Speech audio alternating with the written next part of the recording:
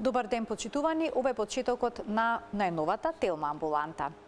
Во зимскиот период грипот е една од најчестите вирусни инфекции, што може да не турне во кревет со висока температура, болки во телото и силна исцрпеност.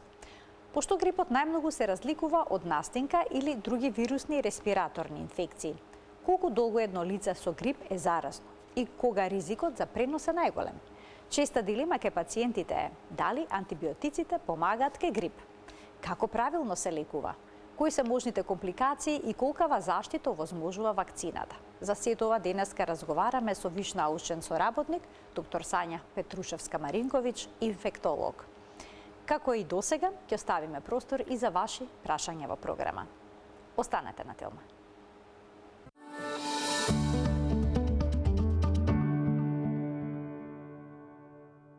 За грипот во денешната Телма амбуланта разговараме со виш научен соработник доктор Сања Петрушевска-Маринковиќ, инфектолог од Универзитетската клиника за инфектологија во Скопје. Да. Докторке, добре ни дојдовте во Телма амбуланта. Добре ве најдов. Добар ден. Добар ден, мило ми е што повторно се гледаме. Грипот е вирусна инфекција, има неколку типови на вирус. Дали сите тие циркулираат истовремено и кој од нив обично предизвикува епидемија? Така. Постојат 4 групи на вируси кога станува збор за грипот, односно за инфлуенцата. Тоа се А, Б, С и Д, од кои што кај хуманата популација болест знаат да причинат А, Б и С вирусот. А посебно значајни се А вирусот, инфлуенца А и инфлуенца Б, кои што особено инфлуенца А знае да се јави во епидемиски форми, па дури и во пандемиски форми, знае да даде доста висока смртност, додека Б вирусот причинува заболување, значи посебно кај детската популација, меѓутоа и кај возрастните, особено имунокомпрометираните. Меѓутоа, поретко дава епидемиски форми, повеќе се јавуваат спорадични случаи во сезоната кога трае грипот, додека ако зборуваме за Д вирусот, тој сега за сега се уште се среќава само кај некои животни, кај анималните форми и се уште не бележиме болест кај хуманата популација. И сега вирусот на грип брзо мутира. Дали овие мутации се поврзани со тежината на симптомите, па и можните компликации? Па да, тоа е една од карактеристиките на вирусот на грип, значи посебно кога зборуваме за инфлуенца А, значи може да настанат мали мутации кои што настануваат скоро секоја сезона, настануваат мутации кои што може да доведат за тоа што мутациите ќе донесат до тоа да се создава сој кој што не му е толку познат на организмот и на таков начин може да се јават и епидемиски форми. Ако настанат некои поголеми мутации, односно поголеми промени во генетската структура, па настане и скоро нов сој на вирус, тогаш настануваат и пандемии кои што се шират, каде што се шири болеста на светско ниво. Така да имаат влијание, имаат значение секако и поради тоа секоја година знаете дека е потребно, баш поради овие промени кои што настануваат, да се вакцинираме. Значи вакцината не е трајна, трае сезонски, трае една година и се отпочнува обично пред да стартува сезоната на грип. Дали тоа значи дека секоја година циркулираат нови соеви на грип? Значи, не циркулираат секоја година нови соеви на грип.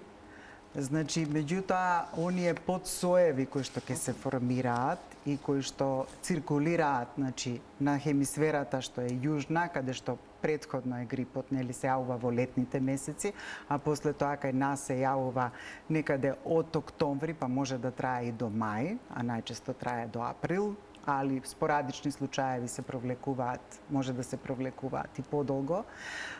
Тогаш, според тоа кои соеви циркулираат таму, се подготвуваат вакцините, значи кои што таа сезона ќе се користат и секоја земја си прави своја глобална стратегија за вакцинирање и во главном се вклучуваат, значи 3 или 4 соја, значи кои што ќе бидат составен дел на вакцината за грип, така да тоа е инфлуенца А, H3N2 или сезонскиот грип кој што циркулира скоро секоја година, после тука инфлуенца А, H1N1 или познатиот свински грип кој што од пандемијата 2009 навака стана веќе сезонски грип, како и еден или двата соја од инфлуенца Б.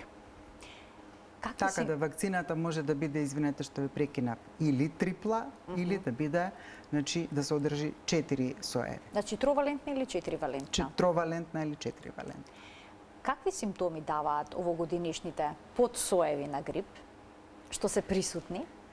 Па, симптоматологијата на грип во главном е иста, односно грипот има некои своји карактеристики кои што до некаде го, да кажеме, диференцираат од другите вируси кои што прават обични настинки, затоа што еден од вирусите кои што исто така знае да причини настинка, односно да помине со полесна форма е секако инфлуенцата, односно грипот. Меѓутоа, грипот во главном оди со една општа симптоматологија, значи може да почне акутно, нагло, со покачена температура, со студ, треска, со една главоболка, со една силна малаксалост и прострација, што пациентот многу често знае да го врзи за кревет. И сега, подоцна, кај одреден број пациенти, меѓутоа не кај сите, може да се развиват и горнореспираторни катарални симптоми, како што се течење на носот, односно ринореа, затнат нос, болка во грлото, конјуктивит. Меѓутоа, многу ретко, ама сепак, може да се јават и гастроинтестинални симптоми во смисол на пролив и повраќање, и тоа обично е карактеристично за детската популација. Покачената температура да ја искоментираме, колку висока може да биде, колку денови да трае? Така, покачената температура може да има различна градација и различна височина, зависно, значи, кој организам како ќе го ја помине болеста, така да може да биде во главном висока, 39, па дури 40 степени Целзиусови. Меѓутоа, кај некого може да помине и со некоја температура која што велиме дека е субфебрилна, значи, односно некои вредности од 37 со 4, со 6. Меѓутоа, постојат индивидуи кои што само и од грип може да го поминат без покачена температура, односно обично како една обична горнореспираторна настинка. Споменавте настинка, и тоа да се разјасни. Настинката не е всушност последица на промаја и на студено време, туку е вирусна инфекција, така? Дефинитивно, да. Тоа, нели, уште настинката била момент за кој што се дискутирал уште од дамнешни времења, така да порано се сметало дека во студените денови, кога ќе настане, значи, кога се јавува студеното време, каде што доведува да се јавува вазоконстрикција кај пациентот, намален имунитет и како резултат на тоа да одредени вируси причинат настинка. Меѓутоа, нели, оваа теорија се уште не е подкрепена научно.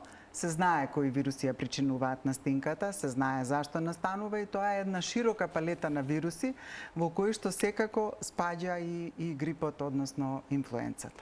Споменавте дека кај некои луѓе вирусот на грип може да предизвика полесни симптоми, кај други тешки, па дури и компликации. Кој спаѓа во таа критична категорија? Која група на луѓе? Во ризична група на пациенти, кои што во главном грипот може да направи компликација, се секако децата, кои што се некаде под 5 годишна возраст, зависно, некаде во литературата се споменува под 3, под 4, меѓутоа во главном под 5 годишна возраст, како и постарите индивидуи над 65 годишна возраст, затоа што тоа се во главном индивидуи каде што имаме веќе намален имунитет кој што оди со возраст, а имаме и повеќе преекзистентни болести, односно болести, придружни болести, кои што секако клиничката слика на грип уште повеќе ќе ја усложнуваат. Постојат и други индивидуи кои што се спаѓаат во ризична група, а тоа се пациенти кои што се обезни, значи дебелината е исто така ризик фактор за развој на тешка клиничка слика, како и пациенти кои што велиме се имунокомпрометирани, значи пациенти кои што се на хематолошка, кортикостероидна терапија, хронични болни, особено со пулмолошки заболувања како што се астма и хронична обструктивна беодробна болест, кои што во главном грипот ги влошува, а исто така и голем број на други хронични заболувања, невролошки заболувања, а во ризична група спаѓаат исто така и бремените жени, кои што, да се разбереме, не се во категорија на оние кои што се заболени, меѓутоа со ризик да развијат потешка клиничка слика, бремените и оние кои што се новопородени. Колку време обично трае грипот? Кога би требало да помине? После колку дена? Па грипот знае да трае некаде од обично околу, да кажеме, 3-4 до 7 дена или просечно велиме, односно од 2 до 8 дена би требало да поминат сите симптоми да се повлечат од клиничката слика на грип. Меѓутоа, кај оние индивидуи кај кои што имаме, може да имаме пролонгирана форма на грип и може да имаме компликации, тука болеста секако ќе трае доста подолго време. Па сега како да знаеме дали таа состојба пролонгирана не е последица на грипот, туку на некаква компликација? Кои се најчестите компликации? Дали се секогаш поврзани со белите дробови? Да речеме пневмонија. Така. Па да, во главном се поврзани со респираторна симптоматологија, во главном со пневмонија, која што може да биде како резултат на самиот вирус. Меѓутоа, пневмонијата може да биде и секундарна, односно бактериска пневмонија, каде што причинителот ќе биде бактерија која што како суперинфекција ќе се јави после вирусот на грип и ќе направи сериозни компликации. Меѓутоа, самиот вирус на грип дава и други компликации, како што се во главном кај децата, отит поради кратката евстахијева туба, да, воспаление на увото. Увото знае да даде, рековме, една горнореспираторна катарална симптоматологија. Конјуктивитис. Конјуктивит, рековме, дефинитивно да, активација на синузитот или акутен синузит, многу често може да даде, рековме, кај малите деца бронхиолит, може да се јави и бронхит како компликација. Ова се во главно респираторни компликации за кои што може ли компликациите да бидат и надвор од белите дробови? Може да бидат дефинитивно и невролошки компликации, може да даде, ама поретко, менингит, може да даде енцефалит, може да даде трансферзален миелит, може да даде еден синдром кој што се вика Жилијан-Баре, кој што е прилично сериозна невролошка компликација, а исто така може да даде и воспалување на срцето како еден витален орган, односно може да направи миокардит, кој што може да биде сериозна компликација, која што многу често знае да заврши и летално. Како се лекува грипот во домашни услови? Постои една дилема. Треба ли да се земат антибиотици или не? Дефинитивно, кога сме во сезона на грип, за која што сите ја знаеме, еве сега се информираме и преку медиуми, гледаме дека поголем дел и од членовите од нашето семејство поблиско, подалечно или нели оние со кои што работим или нашите комши, сите се заболени. Така да знаеме дека сме во сезона на грип, дека преовладува и циркулира вирусот на грип, кој што секако не се лекува со антибиотици. Потребно е во прво време да останеме во домашни услови, да се обидеме, значи со терапија која што ќе ни помогне да си ги олесниме симптомите. Да ја намалиме температурата, да ја намалиме конгестијата или затнатоста на носот, да ја олесниме гушоболката. Меѓутоа, сето тоа може да го правиме доколку сме во една, значи, општа состојба која што тоа го дозволува. Меѓутоа, доколку видиме дека температурата и после третиот и четвртиот ден обстојува, односно се јавува краток здив, отежнато дишење, проблеми со дишењето, ако се јавува пореметување на свеста, посебно кај возрастните, па и кај децата, или се јавуваат некои други симптоми надвор од тоа за што дискутираме како респираторна симптоматологија, тогаш секако дека треба да се јавиме на лекар. А што е, докторке, со антивирусните лекови?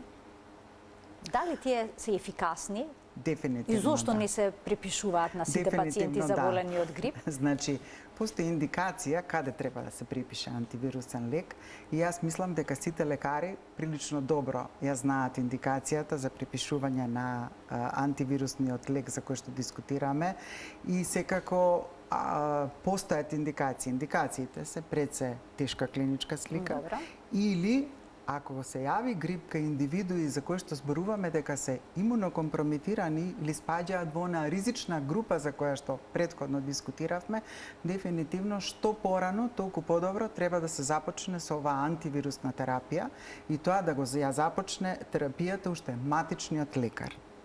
На самиот почеток на самиот болеста? почеток, најдобре уште во првите 48 часа да се почне терапијата, меѓутоа нели доколку се пропуштени тие 48 часа, зборуваме за ризична група каде што очекуваме компликација и можда тежок исход од болеста, од почнувањето на оваа терапија, значи треба да се направи дури и покасно.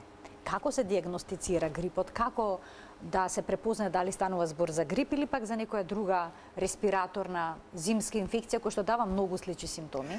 Така, во главном, значи, грипот, рековме, го препознаваме по општата симптоматологија, што не е типична за другите настинки. Другите настинки не одат со покачена температура, со таква Но малаксалост. ковидот оди, например, со покачена Ковидот температура. оди, да, дефинитивно, да. И многу често клинички, можеби, не можеме да направиме разлика дали станува збор за грип или за ковид, иако грипот, за разлика од ковидот, има многу по груп јакутен и нагол почеток.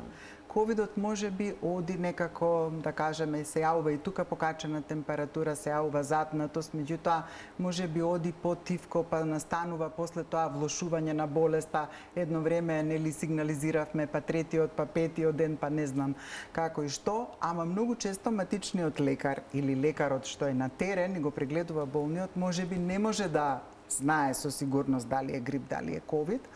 Ама кога се наоѓаме во сезона на грип и имаме пациент кој што е ризичен, тогаш подобро е да препишеме осалтамивир, отколку да не го дадеме воопшто лекот, па да очекуваме многу потешка клиничка слика, компликации, па дури и смртен исход кај поголем дел од пациентите. За жал може да заврши и со смртен исход. Да, за жал да. Почина пациентка на клиниката за инфектологија која што имаше грип. Така, да. Да. Почина пациентката и во овој период кога имаме вака зголемен број на пациенти кои што се со грип, особено имаме мал број на вакцинирани пациенти, значи очекуваме дека кај пациентите кои што или не е отпочната терапијата на времено или не се вакцинирани, а имаат преекзистентни болести, може да влошат тие болести и може да се јават суперинфекции со многу тешка клиничка слика кои што може да завршат и смртно. А колка е смртноста од грипот на светско ниво? Што велат статистиките? Па статистиките велат дека и не е така мала смртноста од грип, значи секоја година некаде се бележи дека 3 до 5 милиони индивидуи заболуваат од грип секоја година, а дека некаде околу 650.000 од нив ќе завршат смртно или летално. 5 до 10% од пациентите со грип се хоспитализираат и тоа еден дел од нив се хоспитализира во единиците за интензивно лекување. Многу брзо се шири грипот. Зошто баш во зимскиот период има Така, толку да. заразени лица? Па затоа што во зимскиот период веројатно повеќе сме во затворени простори отколку на лето. И веројатно кога човекот повеќе престојува во затворена просторија во која што има повеќе индивидуи, кога сме повеќе во колективи, кога се оди на децата на училиште, значи на работа, значи во други видови на институции каде што има собирање на луѓе во затворени простори, секако дека е ризик за појава на поголем број на заболени. И во едно семејство многу почесто, значи во зимските услови присуствуваме, повеќе сме дома и во домашни услови отколку што сме надвор од дома, така да и тука условите за ширење на грип се многу поголеми отколку кога зборуваме за летен период. Значи затворените простории се главниот ризик фактор, да. а колку време вирусот опстојува например на дланките или пак на површините? Така, дали тоа ја зголемува, може би, заразноста? Затоа ние постојано велиме мите раце. Каква и да е болеста. Иначе грипот се шири аерокапково, да не ги збуниме гледачите, е болест која што се шири преку капки кои што се продуцираат при кивање и при кашлање најчесто. Па дури при обично зборување, јас и вие дискутираме, меѓутоа емитираме, односно се шират така наречени флугеови капки, кои што со себе може да го носат, односно го носат вирусот на грипот и може на таков начин да се заразуваат индивидуите. Меѓутоа многу често и на одредени површини, дали се метални површини, дали се пластични, вирусот на грипот знае да се задржи по 1 до 2 дена, меѓутоа може да се задржи дури на некои одредени површини и по 3 дена. На ткаенините поретко се задржува, а исто така и на дланките се задржува, може да кажеме, многу пократко, може да се задржи околу 1 ден, затоа што самата наша кожа, значи, секогаш емитира антивоспалителни, да кажам, субстанции кои што се борат против вирусот, односно не дозволуваат вирусот да пенетрира. Поради тоа секогаш велиме дека миењето на раце е златен стандард кога станува збор за сите болести, вклучително и грипот, и тоа миењето на раце кое што треба да трае најмалку 20 секунди, а исто така и користењето на антисептични средства, кои што бар 60% во себе треба да содржат алкохол. Тие се прилично добра одбрана против грипот, затоа што кога го имаме на нашите дланки и инаку ги пипаме очите, устите, носот, на таков начин можеме да си ја дека пренесеме несвесно болеста. по неколку пати во текот на дефинитивно, денот ги допираме и носот, и устата, и Да. очите, и тоа е всушност начин за пренос. Или се ракуваме со некој, па тој после тоа.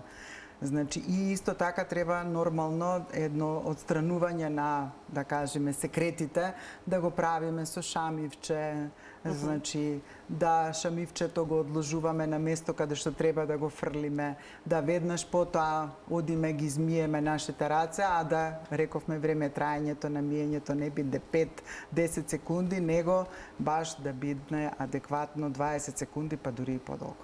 А помагат ли промивките на носот со солени раствори? Дали тие може да имаат некаква улога во намалување на ризикот за појава на грип? Па, знаете како, може да имаат некоја минимална улога промивките на носот, затоа што, нели, тука е респираторниот епител, ама дека може да имаат некое значение да се сопре, да кажам, навлегувањето на вирусот, не. Ама сепак може да бидат од корист. Чисто и за одржување на хигиената на носната слузница. Ќе ги вклучиме гледачите од овој момент со нивни прашања, почитувани, емисијата е контактна. Кога зборуваме за превенција, споменавте дека вакцината всушност е најдобриот начин да се спречи компликацијата, зараза, дали спречува зараза од грип или само компликација? Вака са вакцината... И од што зависи ефикасноста на вакцината? Така. Значи, вакцината може да спречи да се јави болеста, Добра. индивидуално е тоа, меѓутоа не значи апсолутна заштита, што значи дека индивидуата која што е вакцинирана може да се заболи од грип, меѓутоа се очекува дека клиничката слика ќе биде доста полесна отколку кај индивидуите кои што немаат вакцина, и дека на таков начин, кај полесна клиничка слика, нормално ќе се спречат и можните компликации. Треба да напоменеме дека, освен вакцинирањето, треба секогаш да обрнеме внимание на оние стари постулати кои што постојат уште многу одамна, дека кога сме заболени и кога имаме особено грип, треба да останеме дома, во постела, треба да мируваме, треба да земаме доста течности и на таков начин да му дозволиме на организмот да се одмори и полесно да ја совлада болеста. Отколку во денешно време, кога сме сите нели во некое брзање, во трка, во фрка, под стрес, да и кога сме настинати, кога сме болни од грип, да продолжиме да си ги обавуваме редовните, да кажам, обврски и на таков начин уште повеќе исцрпениот организам кој да исцрпиме и... Што значи ако грипот го поминеме на нога?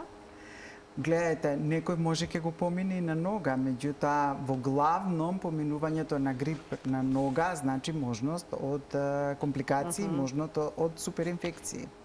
Имаме гледачи, ќе им дадеме предност да постават прашање. Добар ден. Добар ден. Во програма сте, повелете. Добар ден. Добар ден. Сакам да прашам докторката, имам кивајца по 2 пати кивам. Дали тоа настинка и понекогаш ми тече носот или нешто друго, или е некоја? А редовно тоа ви се случува? Да, редовно. Кивањето редовно по 2 пати, може по 10 пати кивам и ретко ми тече носот.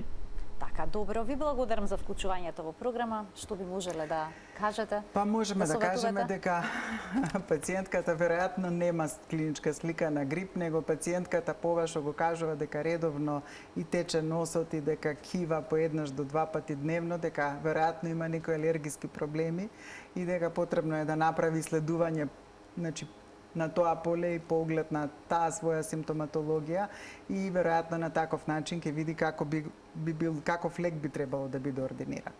Уште еден гледач ке вклучиме. Добар ден.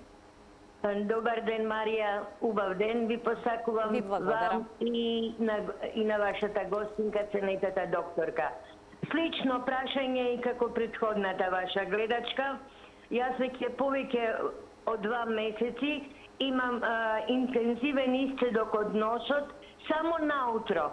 Откако ќе станам, максимум саат време, тенок слус, не е неко овакво.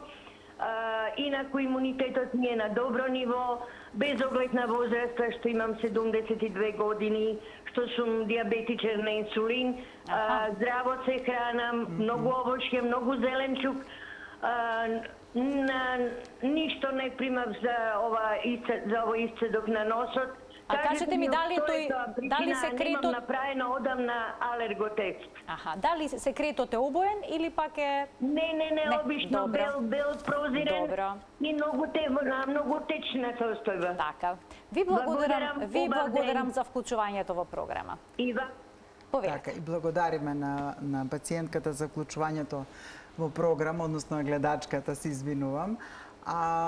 Она сама си го кажа проблемот, мислам сама си го кажа и решението на проблемот, немам одамно направено алерготест. Иначе добро што ни се јави, оти не подсети на една голема група на пациенти, а тоа се пациенти со диабетес, кои што можам да кажам дека се најподложни да развијат компликации кога е грипот во прашање и да имаат лош исход од болеста. Значи, диабетичарите посебно се група за која што апелирам да секогаш која ќе почне сезоната на вакцинирањето на грип се јават меѓу првите за да ја примат оваа вакцина. Оти навистина гледаме многу пациенти со диабет, не што гледаме, него тоа е нели потврдено на светско ниво, кои што имаат многу тешка клиничка слика кога е грип во прашање. Оние што ја немаат примено вакцината, дали е сега доцна за тоа?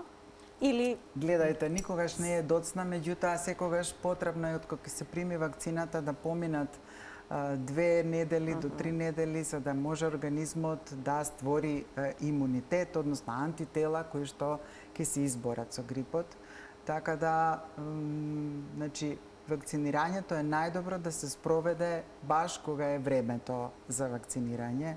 Иако и некој е малку подоцнежно вакцинирање, има, да кажем, повеќе кост-бенефит отколку што има штета за организмот.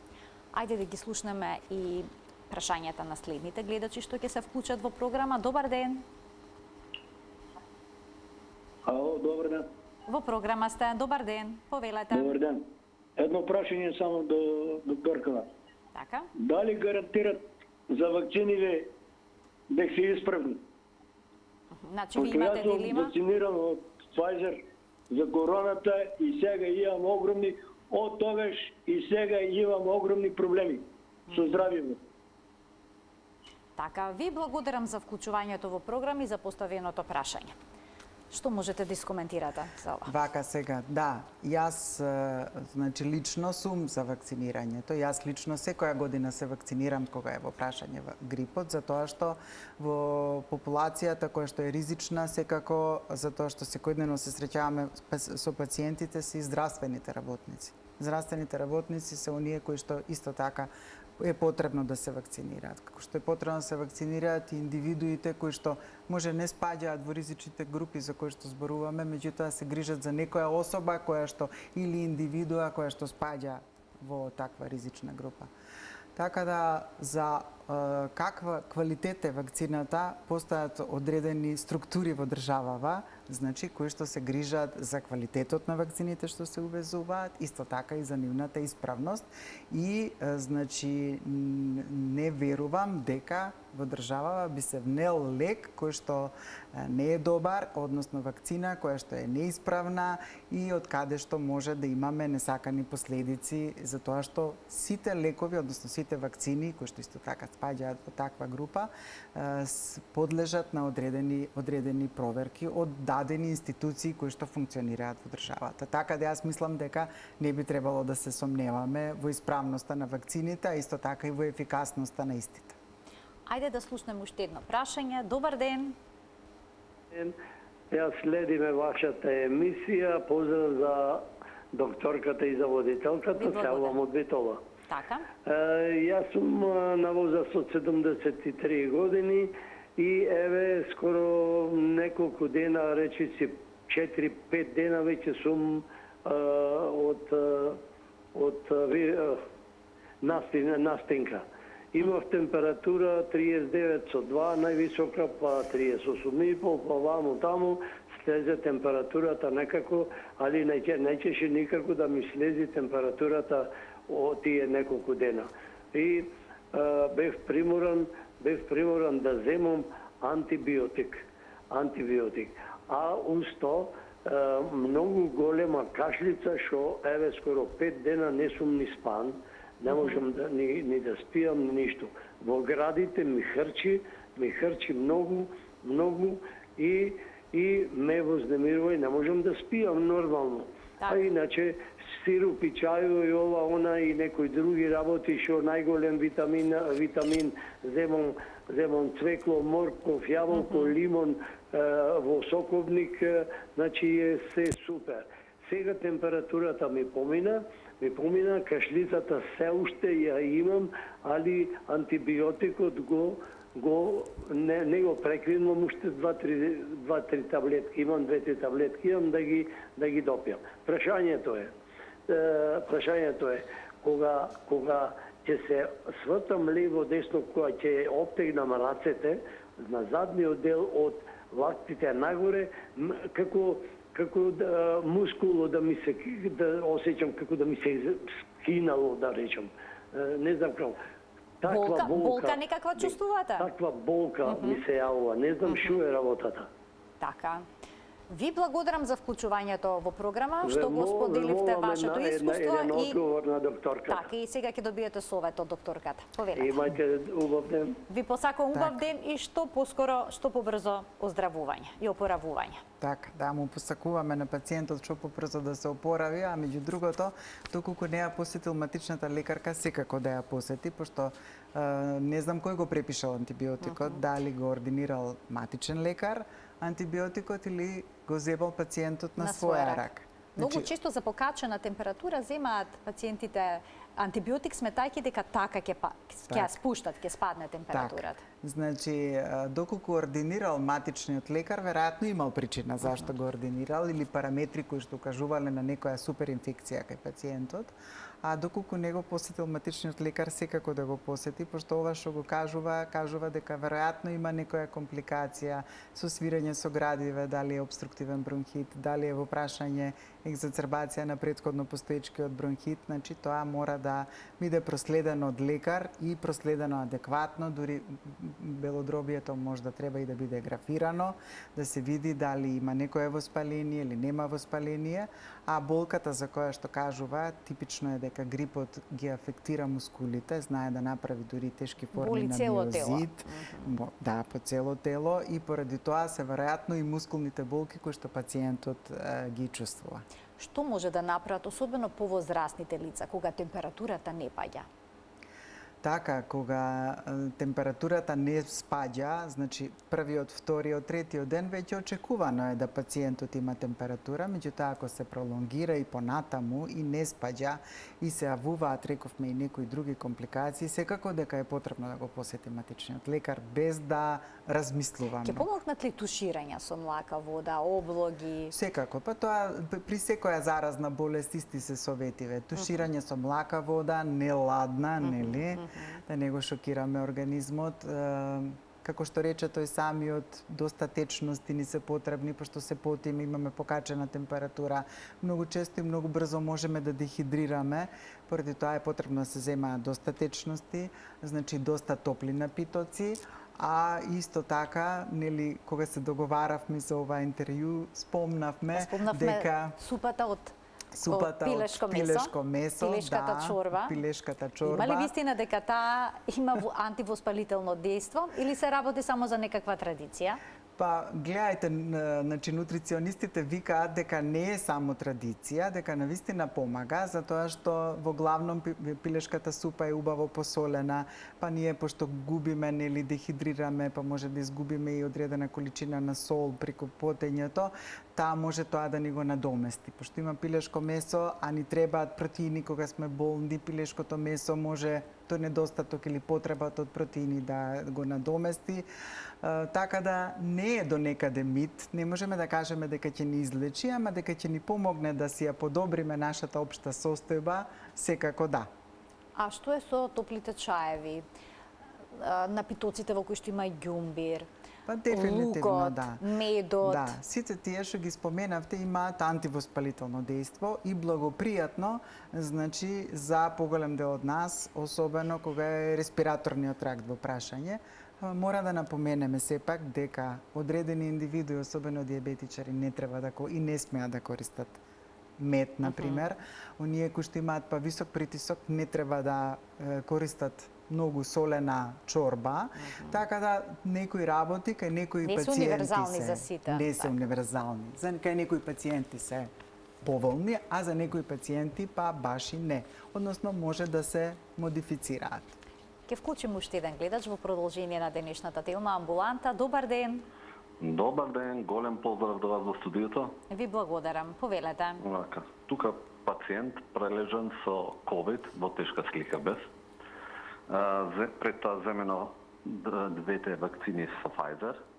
Меѓутоа, тој ден па наваму некој често се разболувам, а ви имам и висок холестерол, со росферасум, аспирин стотка, и сега како превентива пред зимно време користам, зашто тоа ме остана хоби, да речам, за време на пандемијата, Детрикал од 2000 и витамин С, аспирин стотка ги пијам на сабајле. Ама често се разболувам и покрај тоа што ќе примам антибиотици од матичниот лекар. После тоа, да речеме, после 2-3 недели додека делува антибиотикот, па после пак ќе се разболувам. Дали тоа нешто остана последици од ковидот? Јас викам, што се вика, ако имаш веќе имаш и лек, се вратив од мртвите од ковидот. Па една препорака од докторка, ако може. Така. Ви благодарам. Фала ви многу, убав ден, Ви поздрав. благодарам, чао. ви посакувам и вам убав ден. Повелете, докторка. Значи, пациентот кажува дека прележал тешка клиничка слика на COVID, кој што знае зад себе да остави некои последици, како што се може и посериозни последици, како фиброза на белодробието, односно еден дел од белодробието да остане афункционален после прележување на COVID-от, или пак да остави како последица некој хроницитет на белодробието. Препорака моја за пациентот е дека секако потребно е да се направат пулмолошки иследувања во соодветна институција, како што е Клиника за пулмоалергологија или Институт за белодробни болести и туберкулоза, каде што ќе се види, значи, ќе се направат одредени испитувања, витални капацитети, да се види дали навистина има некое хронично оштетување, кое што ќе треба, нели, да се лекува соодветно и да се следи и на таков начин да се намалат овие респираторни респираторни воспалувања кај пациентот, а друго што слушнав што е за пофалба е користењето редовно на D-витамин, кој што исто така представува витамин кој што особено ни треба во зимските месеци и особено, значи, на годините после 50, кога се во прашање посебно женскиот пол, и кој што има многу благопријатна улога и штити доста често кога се употребува долготрајно, кога е долготрајна суплементација од респираторни инфекции и од компликации. За време на инфекција со грип, може ли да се започне со суплементација со витамин D? Има ли тоа ефект во бустирањето, во подобрувањето на имунитетот? Во секој случај, подобро е да се започне, ако до тогаш не е започнато, но секако суплементацијата треба да се започне малку порано, за да достигне одредена концентрација витаминот D во крвта, во која што ќе има заштитна улога. Ама секогаш е добро да се започне во било кое време. Пред да го вклучиме следниот гледач, само да ве прашам за цинкот. И цинкот вела дека влие на подобрување на имунолошката состојба на организмот. Дефинитивно, дефинитивно, и цинкот, суплементација. Меѓутоа, тој знае некојаш да прави епигастрични потешкоти, како што знае да прави и лукот, кој што претходно го споменавме, па одредени индивидуи можат да го толерираат, одредени индивидуи не. Ајде да слушнеме уште едно прашање од гледач. Добар ден. Добар ден. Повелете во програмаста. Еве докторката, всушност веќе дел од прашањето што имав намера да го потсам го одговори, тоа е поврзано со витаминот D3. Само би сакал да прашам која е препорачаната јачина на интернационални единици што би требало да се зима во периодот на овие зимски месеци и уште нешто ме интересира, доколку веќе имаме приман антибиотик заради одредена или инфекција која што настанува како последица на компликација со грипот заради бактериски дополнителни суперинфекции, дали, мислам секако да, во однос на земањето на пробиотик, колку време треба да се зема пробиотикот по престанокот на терапијата со антибиотикот? Благодарам многу. Ви благодарам за овие две убави прашања. Повелете. Значи, суплементацијата со D-витаминот е најдобро да се прави во дози некаде од 500 до 1000 интернационални единици, ако зборуваме за млада и здрава особа. Значи, тоа ако зборуваме за особа која што има некои други проблеми за кои што е потребна суплементација со повисоки дози, секако тоа ќе го направи во консултација со својот лекар, а можеби е многу добро да повремено, барем еднаш годишно, си го провериме нивото на витамин D и да видиме во суштина колкава суплементација ни треба и дали ни треба суплементација со D-витамин. Само нивото на витамин D во крвта. Да, кон нивото која на граница витамин треба D. да се движи, кон горната или пак е бидејќи широк распонот? Широк распонот. Тоа зависно и од лабораторијата во која ќе го направите, значи резултатот, зависно во која животна доб сте, значи во која колку години имате. Од возраста. Значи зависно од возраста исто така, затоа што знаеме дека некогаш него во детската возраст, кога коските се развиваат, кога расте детето, е потребна исто така една долготрajна суплементација со D-витамин, која што е потребна и кај повозрастните особи, затоа што штити од остеопороза. Покрај тоа, рековме, благопријатна улога има и кога се во прашање респираторните инфекции. Значи, најдобро е секогаш да суплементацијата се прави во консултација со својот матичен лекар или одреден лекар, по направена крвна слика, по направена концентрација во крвта, да се консултира матичниот лекар или лекарот со кој што се гледате за некоја друга проблематика. А во однос на пробиотиците, бидејќи очигледно многу често се пијат антибиотици? Пробиотикот секогаш се зема паралелно кога ќе се почне да се пие антибиотик, потребно е да се зема пробиотик. Затоа што нели на таков начин се штити, да кажеме, цревната флора која што знае да ја наруши антибиотикот додека се прима, а после прекинување на антибиотикот, доколку се прима антибиотикот подолго време, па не е по-лошо да пациентот некаде околу 3 недели, па дури до месец дена продолжи да го зема пробиотикот за да целосно се обнови и се стабилизира цревната флора. Советувате ли да се зема во тој период и некаква ферментирана храна, како што е кисело млеко или пак можеби кисела зелка природно ферментирана, бидејќи велат и до 6 месеци е потребно да се нормализира цревната флора по земање на една доза на антибиотик?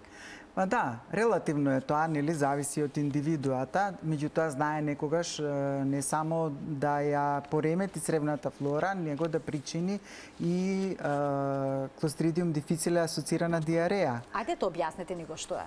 Која што многу често при употребата на антибиотикот, без разлика дали е краткотрајна или долготрајна, може кај одредени индивидуи кои се генетски предиспонирани за тоа да се јави една бактерија која што се вика Clostridium difficile, која што навистина знае да даде течни столици со значи некогаш една потешка клиничка слика, па пациентот да има потреба од значи лекување на оваа бактерија, која што знае да биде рецидивантна и многу често и да се повторува. Така да земањето на пробиотик секако е корисно, не само кога се зема антибиотик, некогаш дури се препорачува земањето на пробиотикот и кај оние индивидуи како што е потребно да во одредено време се подржи имунитетот за да стане подобар. Така да... Затоа и не треба, не потребно да се земаат антибиотици, бидејќи оваа бактерија навистина е сериозна. Дефинитивно да. Односно незиниот токсин, ако не се лажам, така? Токсинот. Самата бактерија знае да лачи токсин и доколку се детектира не само бактеријата, туку токсинот во столицата, он е тој сериозниот што го прави проблемот и кој што наложува да пациентката, односно пациентот се хоспитализира, можеби па и се лекува. Кога станува збор за потврдување, односно диагностицирање на грипот, треба да се направи лабораториска анализа преку крв? Какви ќе бидат параметрите? Дали ЦРП-то ќе биде покачено или пак ќе биде нормално? Ќе имаме ли покачени леукоцити? Пожелно ли е да се направи бриз од носот за да се утврди присуството на вирусот? Така. Јас мислам дека потребно е кој ќе направи проценка матичниот лекар дека е потребно. Не дека и секој пациент е потребно да се прават крвни слики, да се прави C-реактивен протеин, затоа што тие се маркери кои што ни помагаат на нас во склоп на клиничката слика да направиме правилна проценка за лекувањето на пациентот. Меѓутоа, јас мислам дека пациентите не треба да се замараат со такви податоци. Какаво е ЦРП-то, дали се високи леукоцитите, дали се предоминантни неутрофилите, дали се предоминантни лимфоцитите. Сепак е тоа дел од алатката на лекарот, која што му помага да во склоп на клиничката слика на пациентот донесе правилна одлука каков тераписки пристап ќе има кога е во прашање тој пациент. Да, ЦРП-то може да биде и ниско во склоп на грипот, а може да биде и покачено, меѓутоа ви викам, толкувањето на овие параметри секогаш јас би им го препуштила на лекарите, а не на пациентите. Затоа што беспотребно се заморуваат со податоци кои што во суштина сами по себе не значат ништо.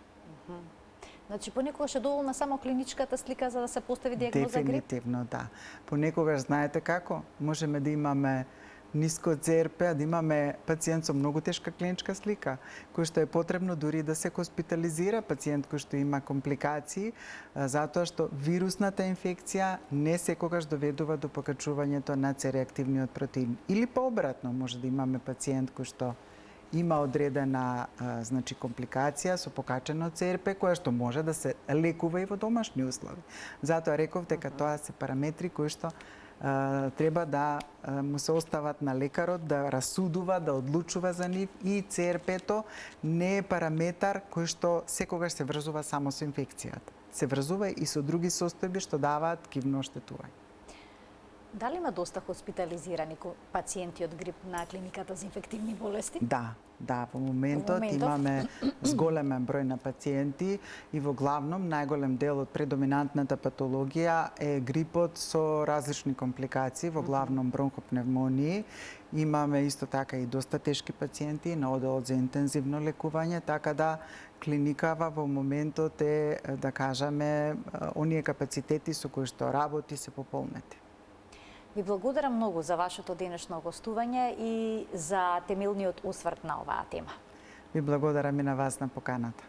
Еви да им посакаме на гледачите добро здраве и што полесно да го поминат грипот доколку се заразат. Секако, да. И уште еден апел да не одбегнуваме вакцината, него секоја година да се вакцинираме, оти на вистина на таков начин ќе се заштитиме од сите можни компликации кои што некогаш може да не чинат и живот. Ги препорачувате вакцините кај деца? Да, дефинитивно да. Секогаш се препорачуваат вакцините кај деца над 6 месеци, се препорачуваат и кај трудници, особено пред породување, значи некаде околу 32-та недела, кои што на таков начин на своето новородено во првите 6 месеци ќе му обезбедат добар имунитет, а после тоа потребно е од 6 месеци до 5 години децата да се вакцинираат, затоа што кај нив исто така имаме многу компликации од грип, па слушам дека и детска клиника и клиниката во Козле се преполни со тешки пациенти. Ви благодарам уште еднаш и за апелот и за гостувањето. Почитувани, ова беше се во денешната Телма амбуланта. Се гледаме секој работен ден на Телма, каде заедно учиме за нашето здравје. Пријатен ден.